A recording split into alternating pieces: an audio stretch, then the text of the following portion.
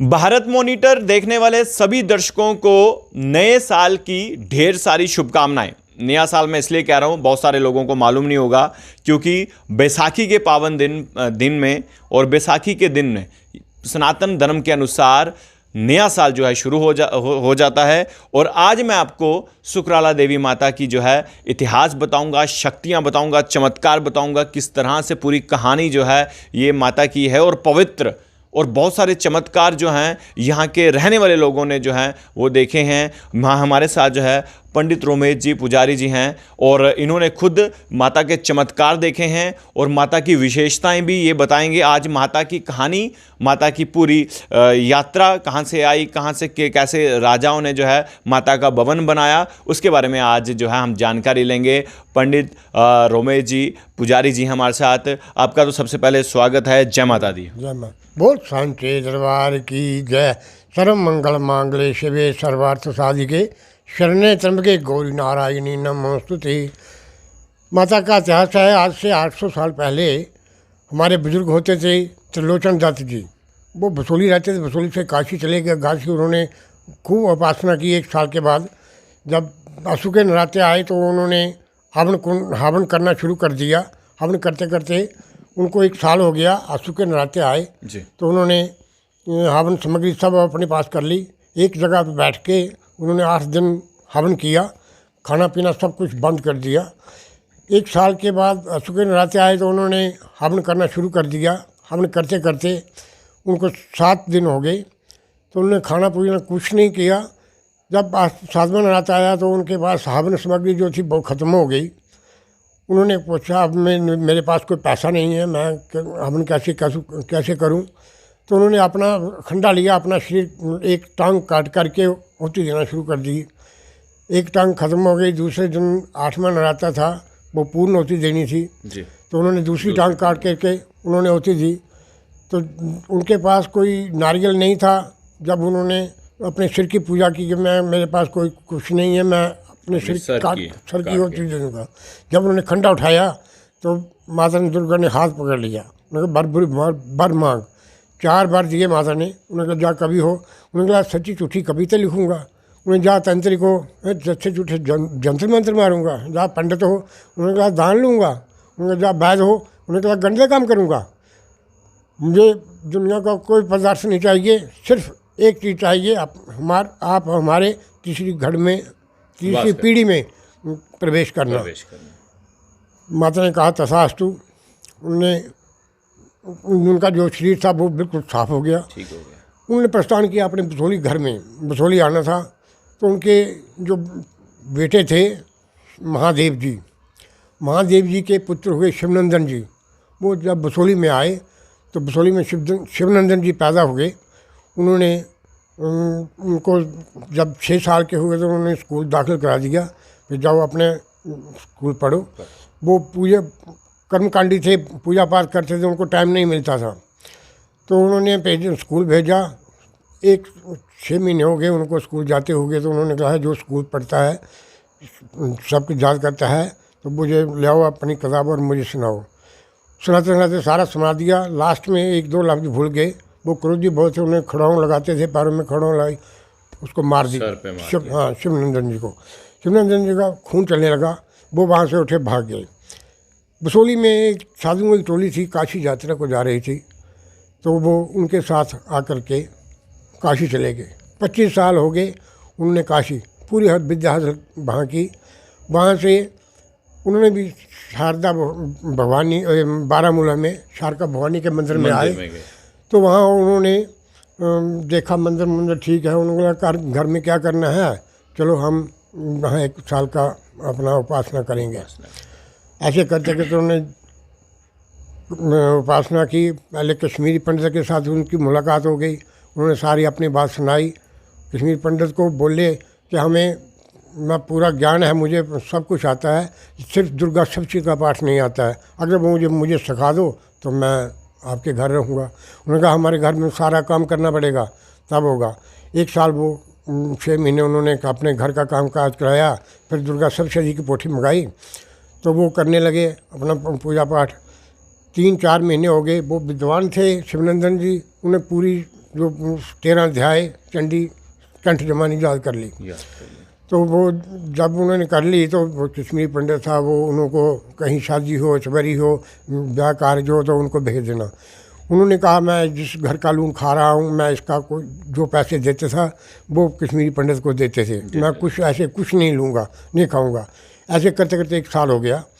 तो उन्होंने कश्मीरी पंडित ने 1.25 रुपया दक्षिणा होती थी, चांदी के रुपये थे, वो 1.25 रुपया दक्षिणा दी कि भाई अपने रास्ते में खर्च कर लो। वो वहाँ से आ गए तो उन्होंने 1.25 रुपया जो चांदी का दिया था, उन्होंने बारामूला में आकर के उसका सामान, हवन सामग्री सब खरीद ली जी। ऐसे खरीदते अशोक के नराते आ रहे थे, उन्होंने वहाँ भी अपने दादा के साथ जैसे दादा ने किया था वैसे उन्होंने भी हवन सामग्री की। एक जगह पर निराहार बैठ के उन्हें अपने पट में अपनी टांग पर रोली लाई बीज।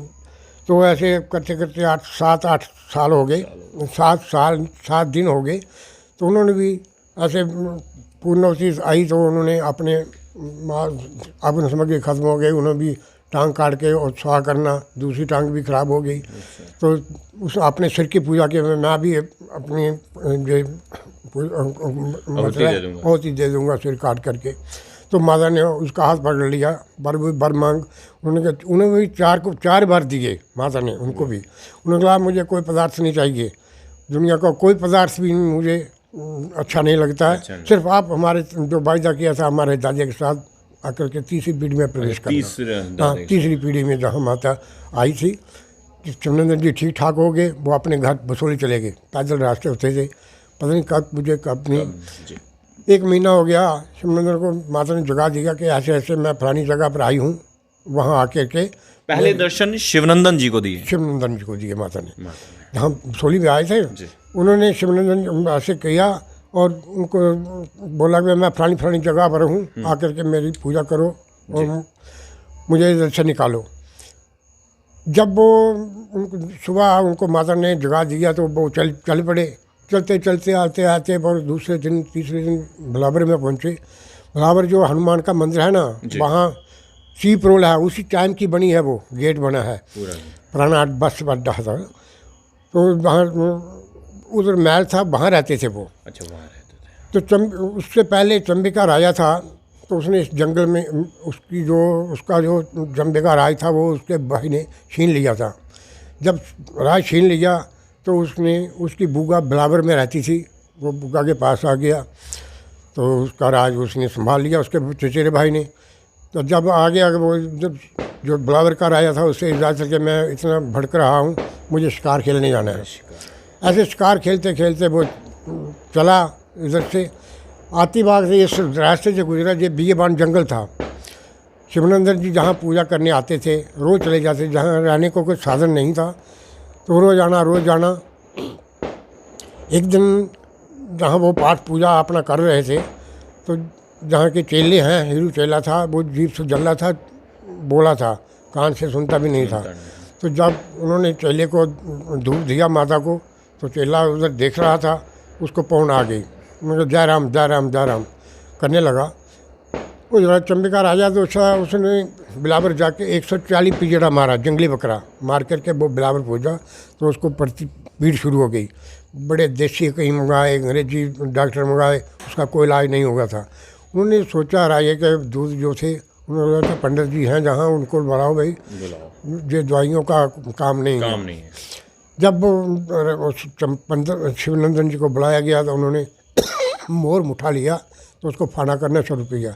राजा को 1 महीना हो गया था सोए हो गए, 1 महीना हो गया था चिल्लाते हो गए।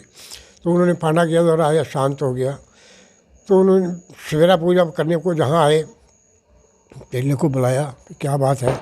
उन्होंने कहा राजा तुम जो मेरा शिकार किया है, जा तो माता का भवन बना, जा तो 140 बकरा दे। उन्होंने कहा मेरे पास कुछ नहीं है, मैं बकरा नहीं दे सकता, वो भी कुछ नहीं कर सकता। उसने कहा आप जब आपको तकलीफ़ थी तो आप माता को याद करते थे, आप जब तकलीफ़ थी तब याद करते थे, आते थे। राजा ने कहा मुझे कोई पहले दृष्टांत था मैं मानूंगा, मैं कैसे मान लूँ? चलने का जब आगे 2 त्रिशूल लगे हैं माता के, वहाँ एक लसोड़ी का वृक्ष था, जेले ने जवाब दिया, ये हरा भरा हो जाएगा तो आपको राजपाट मिल जाएगा, फिर मेरा मंदिर बनाना, नहीं होगा तो नहीं बनाना। सारे जितने भी लोग थे, जहाँ बियबान जंगल था, बिलावर से कुछ जो ग्रामीण लोग आ गए, उस वक्त डब्बे तांबे का सिक्का होता था, डबल पैसा, तो सारे ने सबने बनाया और हलवा बनाया। हलवा रात को सबको हलवा बांटा, तो सुबह होते ही वो वृक्ष जो था वो हरा भरा हो गया। राजा को बोला, राजा से वृक्ष हरा हो गया। राजा फिर भी नहीं मानता था कि ये कहीं से डाला लगा दिया होगा, ऐसे उसको यकीन नहीं था। आया वो, उसने राजा ने देखा डाला लाया, वो आप शंभु वृक्ष था। माता ने तब गांव का नाम सुकराला पड़ा, सूखे को हरा करने वाली, सुकराला माँ, सूखे को हरने वाली। जब सूखा हो गया तो राजा चला गया, उन्हें उसको निश्चय हो गया। तो रास्ते में उसको संदेश आया कि तेरा भाई जो है वो स्वर्गवास हो गया, आकर उसका राजपाट संभाल और उसका संस्कार कर। राजा चला गया चंबे में, उसका राज संस्कार किया। करते करते ऐसे खुशी, राजपाट संभाला, खुशी खुशी में 1 साल व्यतीत हो गया। तो सब 1 साल व्यतीत हो गया तो राजा अपने महल में सोया था। अभी उसके महल हैं, मनेश्वर में जाते हैं तो वहाँ स्कूल खोला है अब। तो राजा ने, जब राजा वहाँ गया तो उसने राजपाट संभाला, उसका संस्कार किया। ऐसे शुक्र भूल गया वो, एक खुशी खुशी में 1 साल हो गया। वो अपनी चारपाई पर सोया था, नीचे गिरा, माता ने गोटा मार के छाती पर बैठी, जब तुझे तकलीफ थी तो मेरा नाम लेता था, और जब सुखी हो गया तो मेरा नाम भुला दिया। राजा को याद आया, उसने चेले को बुलाया, कान दिखाए, उन्होंने कहा राजा तो कोई सुखन की है माता की। फिर उन्होंने कहा हाँ, शुक्राला, सूखे को हरा करने वाली शुक्राला में सुखन की है माता की, तेरा भवन बनाऊंगा। 1 ईंट राजा ने उठाई, 1 रानी ने उठाई, आखिर जहाँ नींव पत्थर रखा, यही मंदिर, ये मंदिर जो 4 चवारी बनी है, सब यहाँ चंबे से राजा ने तेरा भवन बनाया, पत्थर चूना गारा पानी सब चंबे से आया, 4 दीवारी बन गया, डेवलपमेंट हो गया। उस वक्त गाड़ियाँ भी नहीं आती, तभी का मंदिर है, तभी का मंदिर 800 साल पुराना है, 800 साल पुराना, और उन्हीं ईंटों की जो वही लग गया है। ये डेवलपमेंट जो बाद हुई है, बाद में हुई है, मंदिर की तरफ से, गवर्नमेंट की तरफ से हो रही है। गवर्नमेंट भी बड़ा इंटरेस्ट ले रही है, जहाँ थोड़ा स्टे लगा है तो उसके कारण रुक गए हैं। वैसे ये भी मान्यता है पंडित जी, जिस तरह से ये भी कहने को आता है कि जिसने भी सुखन की हो तो माता तीसरी पीढ़ी से भी सुखन लेती है। हाँ, सुखन लेती, जो ने की है आपको वो नहीं चलाए तो वो आगे भी बच्चों से, आगे पीढ़ी से भी लेती है, पीढ़ी से लेती है। बहुत साक्षात हमने 40-45 साल हो गए, बड़े दृष्टांत दिखाए माता ने।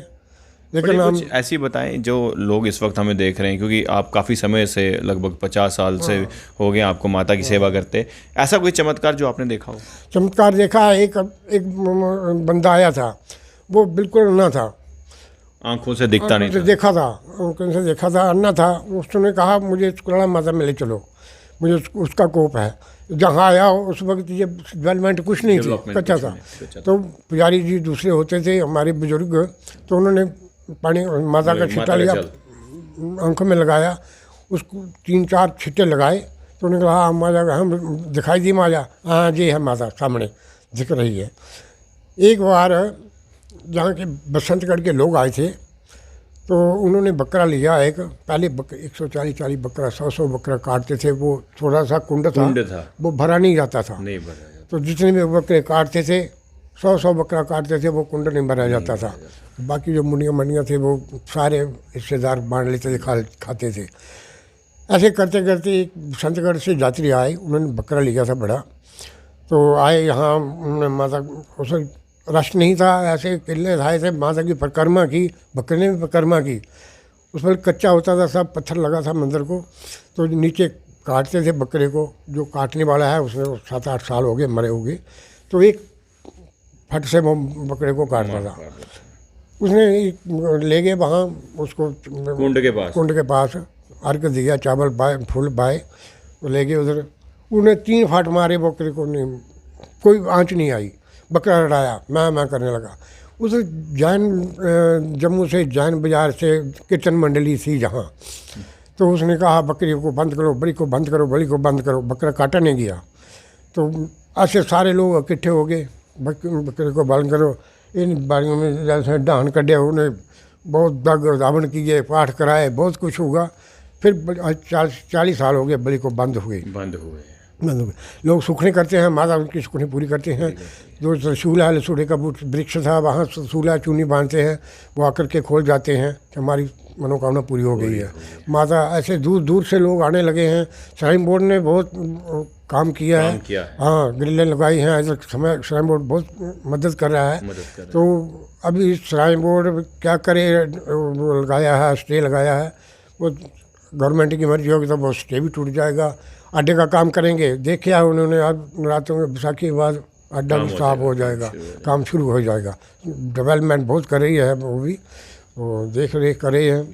तो पंडित रमेश जी पुजारी जी हमारे साथ बातचीत कर रहे थे। माता की कहानी आपने सुनी। आप इस कहानी को ज़रूर शेयर कीजिएगा। बात सनातन धर्म की है। आज सनातन धर्म के अनुसार पहला दिन है, नया वर्ष है। अपने बच्चों को बताइए। और बैसाखी का क्या पवित्र महत्व है। ये बैसाखी जो है खुशियाँ लेकर आती है और सनातन धर्म का ये पहला दिन है। और यानी कि आप हैप्पी न्यू ईयर भी कह सकते हैं। जो अंग्रेज़ों का समय है तो आप सब जानते हैं, लेकिन ये सनातन का समय है। इसको भी आप उजागर कीजिए, अपने बच्चों को बताइए, सनातन का इतिहास समझाइए। और अगली खबर में हम आपको बताएंगे कि माता सुकराला देवी कहाँ स्नान करने आती थी, वो भी हम आपको ज़रूर दिखाएंगे। देखते रहिए भारत मॉनिटर, कैमरामैन शैलेत्री के साथ। जय हिंद।